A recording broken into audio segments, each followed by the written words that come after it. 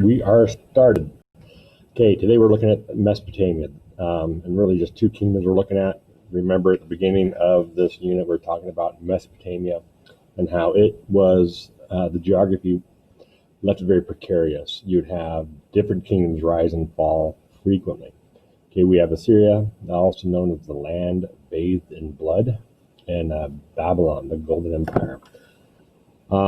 Assyria, now this is the Neo-Assyrian Empire. It is the last of three major empires based on that city of Nineveh, and that is the center of the Assyrian kingdom. Now, Assyria is known for its military innovations. I believe they had iron weapons. I may be wrong on that. I have to double check. They did develop siege weapons. Now, a siege weapon is something you can use against a city and a city's walls. Typically, they would have siege towers, so they could bring, and battering rams. So a siege tower is basically a big encased staircase that they would roll up to the city wall, and let their soldiers climb up the staircase and get into the city. The battering rams would take down the city doors, and so cities would be very protected. Some cities, like Babylon, we'll look at that one pretty soon, it would be a very difficult city to attack because the walls were so thick and so tall. So that would be that. Now, Assyria is known for harsh punishments. I don't want to get too graphic, but I will tell you that they would flay people, which means they'd take the skin off of people while they're still alive. Also, the kings would often have those skins hanging on their walls. And so when you went into the kingdom or the throne room, you would see people had been killed before. That would be something that would, and it's very legalistic, very harsh. So harsh punishments would tend to keep some people in line because you wouldn't want to rebel because of what might happen to you. Now, punishments can get too harsh, and so if you have nothing to lose, people will often rebel against this. Another thing that the king of Assyria would do is when he conquered a territory, he would move the population. And so you'd go into a city, conquer it, and you take that group of people and move them away from everyone else. Split the people up. And you'd put them in another location, hundreds of miles away from their former city. That way they wouldn't have their allies. You wouldn't have people that you knew. And so those people would be much less likely to rebel in the future because they don't know who they can trust. They don't speak the language in the area that they're in. It's not their native language. And so then you'd also take other populations from other parts of the empire and move them to your old city. Just like that, you'd have a mix of populations. Now, that also has an unintended consequence where people start to share ideas. And you might actually have innovations from that, because if I do something differently and I see what you're doing, I'm going to learn from a different culture, a different group of people. Okay, so they do have innovations. The library, we're going to talk about the library coming up here soon. They also had a very good administration, and so the kings could administer their laws and justice pretty well across the empire, collect taxes, that sort of thing. Infrastructure, they had quality roads that connected their major cities with each other, and so you could travel throughout the city and the empire. Now, the golden age of Neo-Assyria, remember there's a third group or third dynasty in Assyria. And when you take a look at this map, Nineveh looks like it's right up in that area. My eyes aren't picking it up too well. But the dark green, that is the Assyrian Empire about 824 BCE. The lighter green is how they expanded in 671. And they even get down into Egypt and up into Turkey. Now, there is a third color, well, besides the pink. You have the kingdom around, or the color on Judah. A king named Sennacherib went down to Judah, and he laid siege to the cities, but he was not able to conquer Jerusalem or all of Judah. He did take, I think, 17 cities away from Judah, but he wasn't able to get in there. Now, we did talk about the lost tribes of Israel.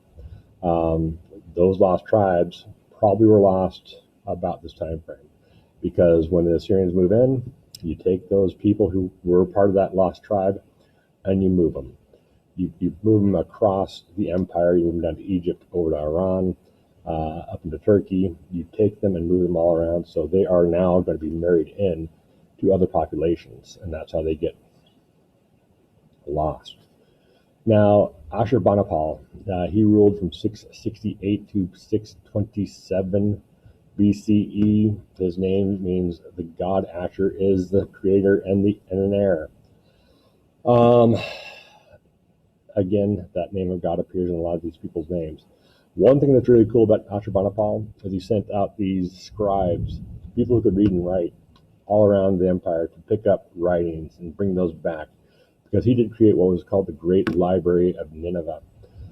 Had 30,000 volumes of material that were written on fired clay cuneiform tablets, and I think I had those on one of my other displays or other presentations. It's just a little clay tablet that they actually bake, so it comes out hard, and it would be written. And that's where they got the words or the story of Gilgamesh and some of the flood stories and other stories from ancient Assyria. They also had cylinder seals, and that would be a kind of like a rolling pin for rolling out dough, and it would have a seam around it, and they'd roll that across clay and then bake that clay. They also had wooden writing boards.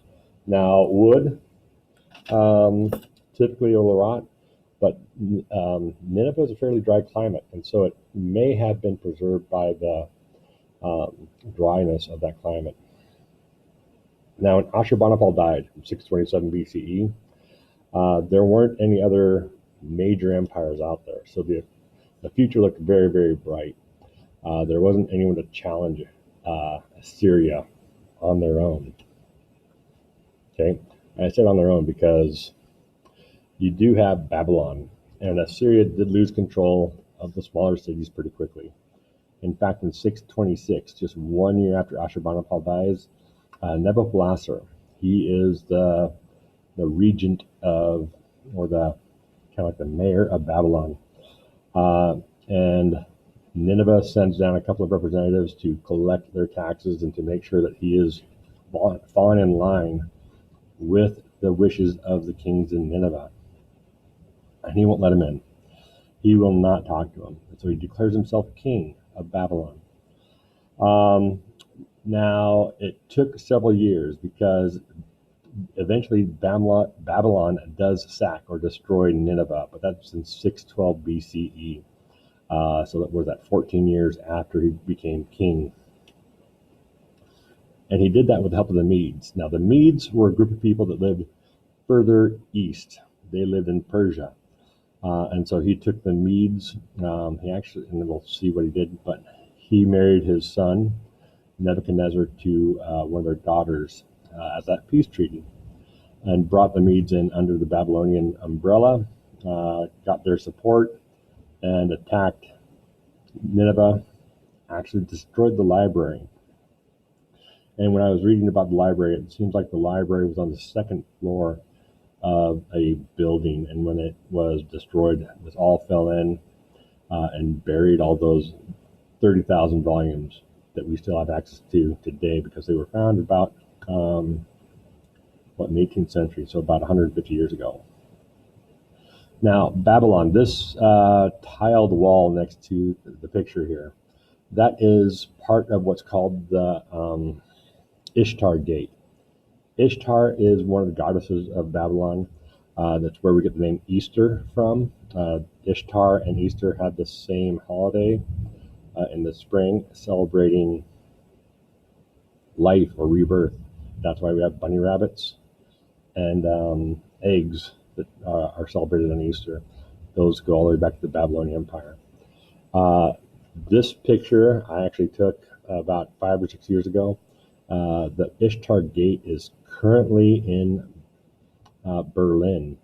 There's an island in the river in Berlin that has 5 museums, and this is the Mesopotamian section of the museum. But the Ishtar Gate would have been one of the major gates. A lot of processions would have traveled through this area. Now, Nebuchadnezzar, He is the son of Nebuchadnezzar, and he is married to that one girl, Amethyst. Um, Political marriage again to that the Median kingdom, and that's how they got the support from the Medes to attack Nineveh. Now, one thing that's super cool is Nebuchadnezzar built what was called the Hanging Gardens, and that was to remind her of her mountain homeland back in Persia. The Hanging Gardens are one of the seven wonders of the ancient world, but there's dispute about where it's actually located. Some people think it was located in Nineveh. Some people think it was located in Babylon. I have always heard it was in Babylon, and so that's where I have it. Now, the Hanging Gardens was a kind of like a pyramid structure, is how I envision it, because no one knows. Because by the time they declared it a wonder of the world, it had been destroyed, and they had pumps that would run water up to the top and gardens down the side of it, and so it probably looked like a nice water-fed hill, lots of plants that would grow on the side. It'd be very nice and pleasant. Nebuchadnezzar built Babylon into a cultural center of the world. In the conquests, bringing people back to Babylon, he would focus on bringing the most intelligent people back into the city there. And so it was a very cosmopolitan city, that reflected lots of other people's cultures. Nebuchadnezzar, when he would do the same thing as the Assyrians, when he would conquer a territory, they would shift populations around the empire to disrupt any rebellions. But he kept Babylon as the center of where the most educated people would come to or be shipped to. And so imagine, it's almost like a university, because you have all these people that come and live in Babylon that are very well educated, they're well read, they know the stories of their culture, and they start to share with other people. Now, culture, it's very important to know what the definition of culture is. So I put that definition down here. It's the arts and other manifestations of human intellectual achievement regarded collectively. So when you look at a group of people, you got to look at everything. In the United States, the laws, books, movies, music, how we dress, our concepts of beauty, what we think is funny, all these things, everything, even beyond that, our sports, all those things encapsulate our culture. Now, the second definition is the customs, arts, social institutions, and achievements of a particular nation, people, or other social group. Now, we do have subcultures within our culture. For example, we talked about Hanukkah when we were on our winter break. We have Christmas, we have Hanukkah, we have Kwanzaa, we have Muslim students, we have students from Asia, we have Buddhists, we have kids that don't believe in any religion at all. Those all represent different subcultures within our culture. Okay,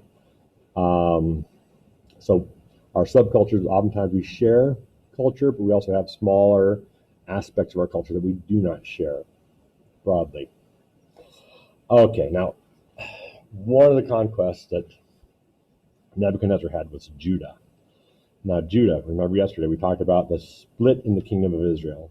You had 10 tribes that moved north, and Judah stayed south. They had Jerusalem, 2 tribes in Jerusalem. And I already told you in Assyria, they conquered the 10 northern tribes and moved those people out. Those tribes were lost. Okay, under Babylon, Judah was conquered. And Judah is the Israelite kingdom. So whenever we mention Judah or Judea, when we get to Rome, we're talking about the Jews. Now, he came up, the Jews resisted, they fought. Oftentimes, the kings back in this time frame would send an emissary saying, surrender or we will destroy your city. I believe it was King Zedekiah. He fought back because Jerusalem had not fallen yet to the Assyrians. And Babylon, also known as the Chaldeans, attacked, got into the city, and destroyed it. Zedekiah and his army escaped. They ran away, but they were captured, I think, down along the Dead Sea near Jericho. I think Zedekiah remained on the throne, but his population was shipped away. They took all the people, they spread them around the empire again, and again they took the most learned Jewish scholars to Babylon. Okay. Oh, they destroyed the temple too. Now, moving the Jews in this format is called the diaspora. Okay, dispersion. Diaspora means to be spread apart. So they spread them all across the empire. The Jews will have several diasporas in their history.